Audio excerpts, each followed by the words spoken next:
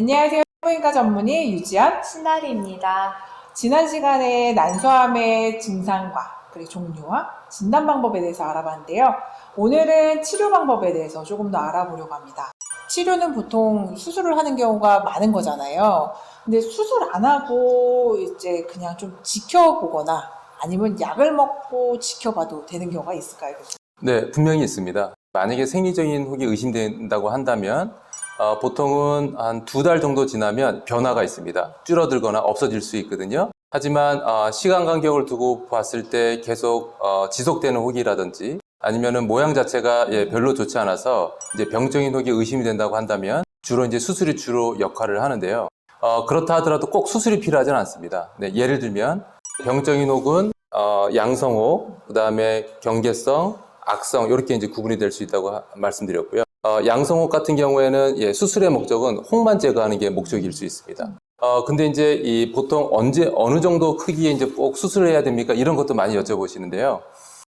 너무 작을 때는 실제로 증상이 별로 없고 양성혹이라는 가정하에서는 실제로 몸에 지니고 있어도 별로 건강상의 문제는 없기 때문에 수술이 필요하지 않고, 그렇다 하더라도 이게 만약에 혹이 너무 크게 되면 수술의 목적이라는 건 결국 혹만 제거를 하고 난소 기능을 보존을 하는 건데, 예를 들면 물풍선을 예를 들어 보면 풍선이 엄청 크게 되면 껍질이 되게 얇은데요.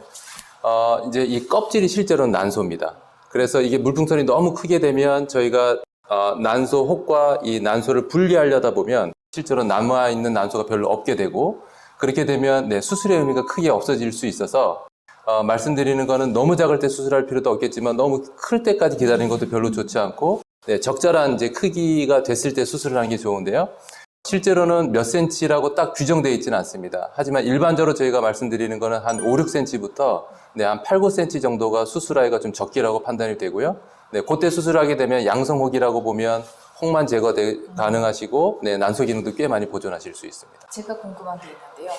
만약에 임신을 계획하고 있는 네네. 여성이 혹을 발견을 했어요. 산전검사에서. 이럴 때는 난소혹을 좀 수술을 적기라면 수술을 하는 거를 더 추천하시는지 아니면은 출산을 하고 네네. 수술하는 게 네, 진짜 많이 물어보는 맞아요. 질문이시고요. 네. 실제로는 상황별로 매우 다를 수 있습니다. 예를 들면 양성혹 중에 기형종이라는 양성혹이 있는데요. 이제 아주 특징적으로 무게가 조금 나가는 혹입니다. 이제 임상적인 특징은 염전이라는 표현을 저희가 쓰는데요. 난소가 이렇게 꼬이는 현상인데요.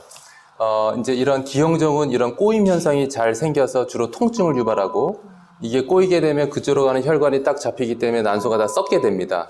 그럼 이제 한쪽 난소를 다 수술적으로 제거를 해서 버려야 되는데요. 이제 이게 생길 수 있는 합병증이라서 보통 이런 기형종 같은 경우에는 한 5, 6cm 정도 되면 이제 그럴 가능성이 많아지기 때문에 저희가 그때 이제 수술을 좀 권유를 해드리는데, 자, 이제 임신을 생각해 보시면은 임신이라는 거는 자궁이 자꾸 커질 거고요. 옆에 있는 난소는 이제 위치가 자꾸 변합니다.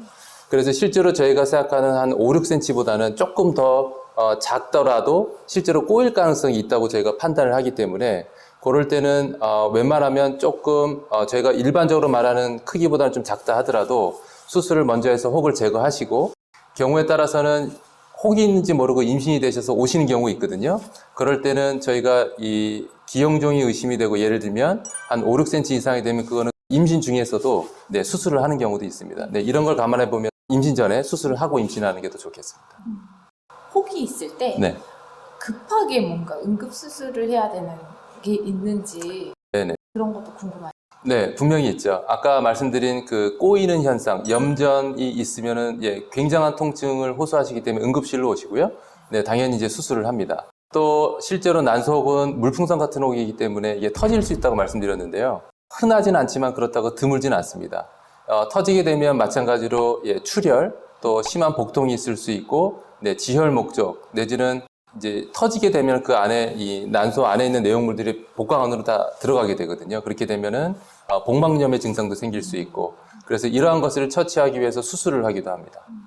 난소혹이라고 하는 거는 진단은 어렵지만 또 치료 방법은 내과적인 치료가 있을 수도 있고 수술적인 치료가 있을 수도 있으니 진단을 좀 먼저 정확히 받아보는 게 물론 초음파로는 명확히 진단 안 되지만 있는지 없는지 정도는 확인하는 게 좋을 것 같아요. 그죠? 간혹은 진짜 자궁경부암 검사만 딱 하고 초음파 검진 아예 안 받으시는 분도 계시는데 초음파 검진 그래도 꼭 받아보시는 거 추천. 네, 저는 개인적으로 추천드립니다. 초음파를 보게 되면 아주 정확하게 난소라든지 또 위치라든지 혹 유무라든지 또 자궁도 한번 살펴볼 수 있기 때문에 예, 초음파를 보실 것을 예, 적극 추천드립니다. 저희가 준비한 건 여기까지인데요. 저 혹시나 더 궁금하신 게 있으시면 저희 채널로 문의해 주셔도 되고 아니면 삼성서울병원 전화하셔서 김희영 교수님 진료를 예약하셔도 될 것 같습니다. 그래서 지금까지 유지연 신나리 이유영이었습니다. 감사합니다.